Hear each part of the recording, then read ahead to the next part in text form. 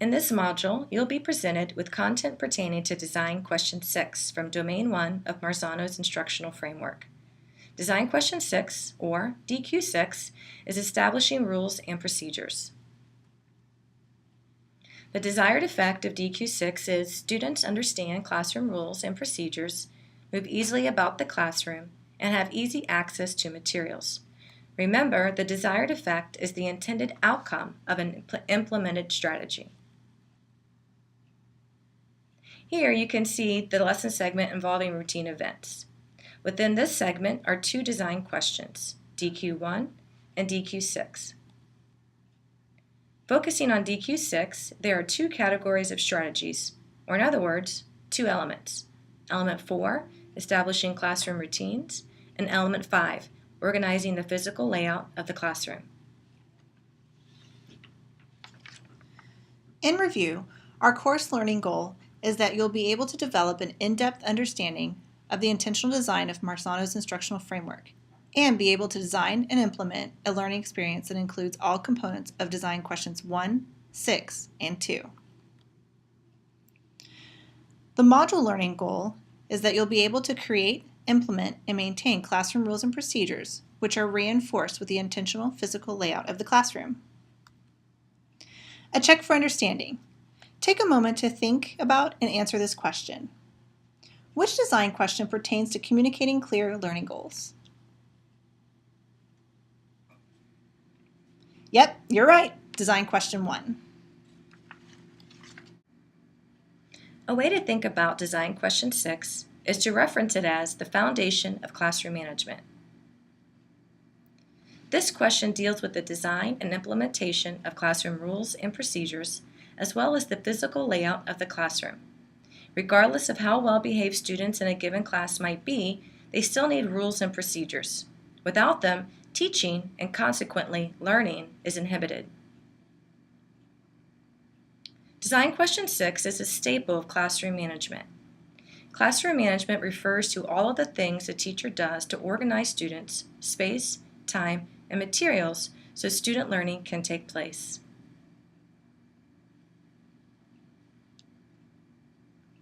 Thinking about a well-managed classroom, there are several key characteristics. 1. Students are deeply involved with their work. 2. Students know what is expected of them and are generally successful. 3. There is relatively little wasted time, confusion, or disruption. And 4. The climate of the classroom is work-oriented but relaxed and pleasant. Note that these characteristics are just a few of several critical components of a well-managed classroom. Taking a closer look at DQ6, establishing classroom routines, we know that it contains two elements. Element 4, establishing classroom routines, involves of set expectations for behavior as well as academics, explicitly teach and model rules and procedures, and review and revisit during class meetings. Element 5, organizing the physical layout, incorporates arrangement of furniture is conducive to learning, ensure students have access to all materials for class, and the room decor should reflect student learning. Next, in this module, we will learn about both elements in isolation. However, it is critical to understand that the elements really must work together in order to create the necessary conditions to build an effective classroom with established rules and procedures. In this section, we will go deeper into Element 4, establishing classroom routines. The desired effect of Element 4 is students know and follow rules and procedures so learning can occur. In order for students to have rules and procedures, expectations must be provided to serve as the guiding principle for those rules and procedures. In other words, expectations are the what for rules and procedures. Here are some guidelines for creating classroom expectations. They're developed by the classroom teacher with student input, aligned to school-wide expectations, consistent across all activities, and are observable and measurable. Once we've established expectations, we now move to the how related to the expectations. Rules. Some key points of consideration for classroom rules are: clarify the expectations for specific settings, describe specific behaviors, and specific skills you want students to exhibit in specific settings. When developing classroom rules, think about the following. They may be decided by the teacher, however, can be best when students have input. Rules are most effective when consistent throughout the student's day, and should include a continuum of consequences for rule violations. For example, first offense, a warning; second offense, the teacher and student conference, and so on. Remember, the best way to encourage rule adherence is through positive praise whenever possible. Procedures refer or apply to how different activities within the class are performed. A way to think about procedures is that an established method or way of doing something. Every critical activity in your classroom should have a specific procedure. For example, beginning lessons, transitioning between lessons, and ending lessons. For major movement within the classroom, while accessing instructional materials, when distributing or collecting student work, at dismissal, for absences and makeup work, and restroom visits. Furthermore, inefficient procedures and the absence of routines for common aspects of classroom life can waste large amounts of time and cause students' attention and interest to wane.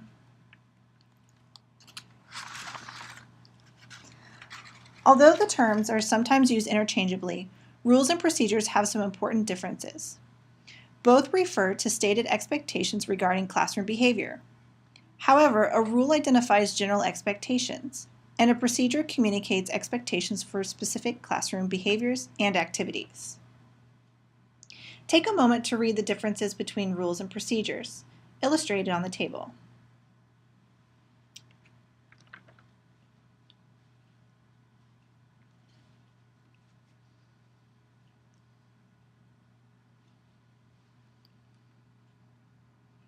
Next, we'll discuss Element 5, organizing the physical layout of the classroom.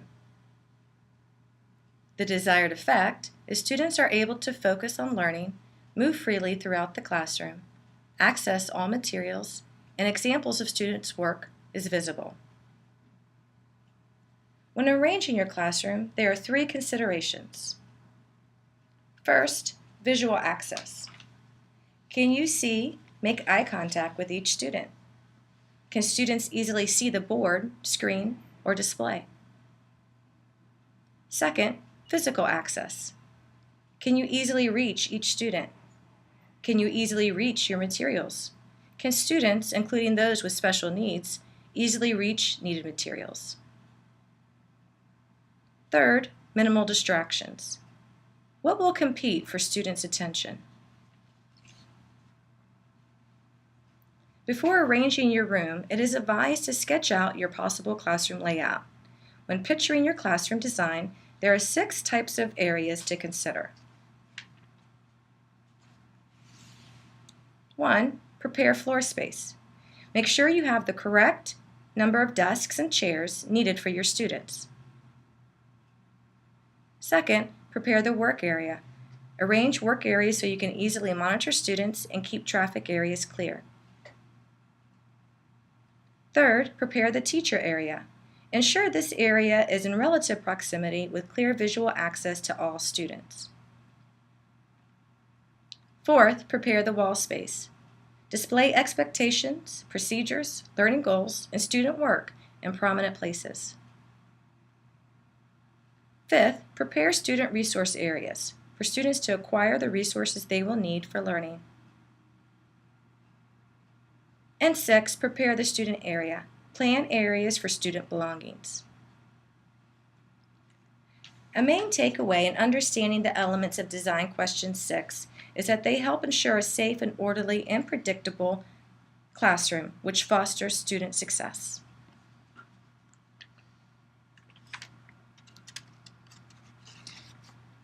To illustrate how teachers come to know and use DQ6 strategies, we will listen to an interview conducted with a relatively new teacher.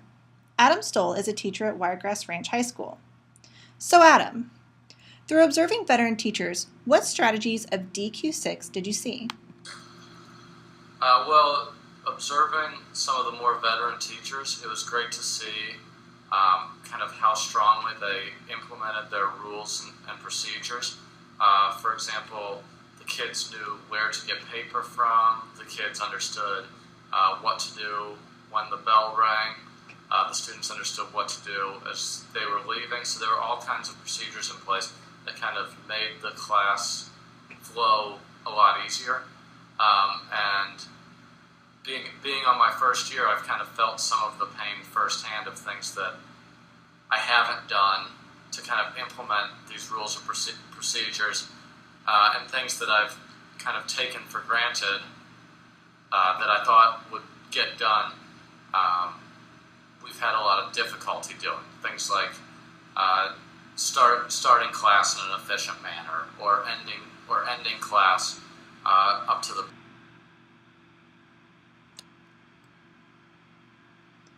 Thinking about your PLC work, when working with and learning from your colleagues, what new practices of DQ6 will you use?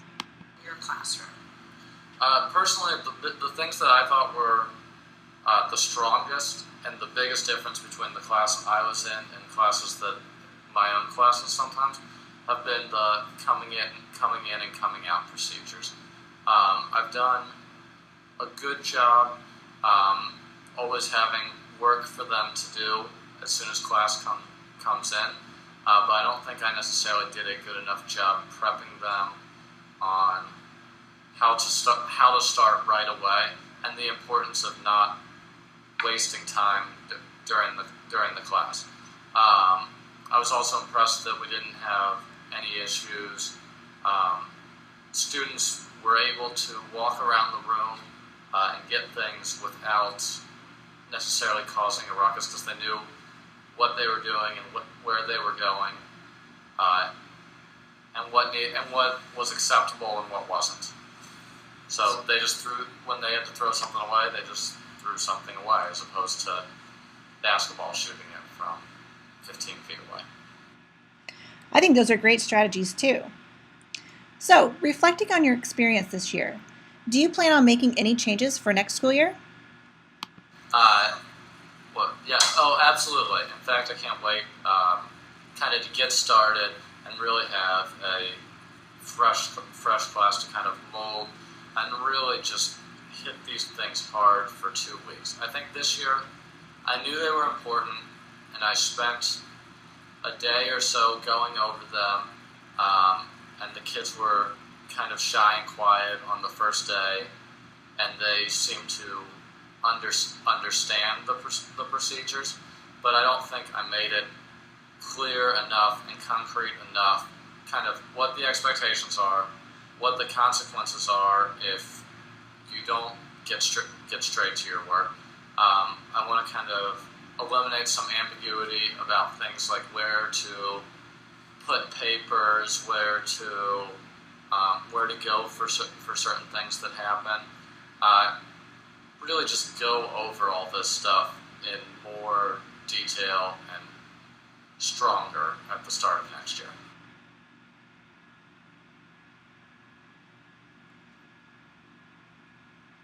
In summary of Design Question 6, at the beginning of each school year, effective teachers ensure that their students are clear about what they are expected to do and how they are expected to do it. Throughout the year, teachers also need to revisit with students the rules and procedures for which they are responsible. It is especially important to have ongoing discussions with students to see if any additions or alterations are needed to reinforce the classroom community as a community of collaborative learning.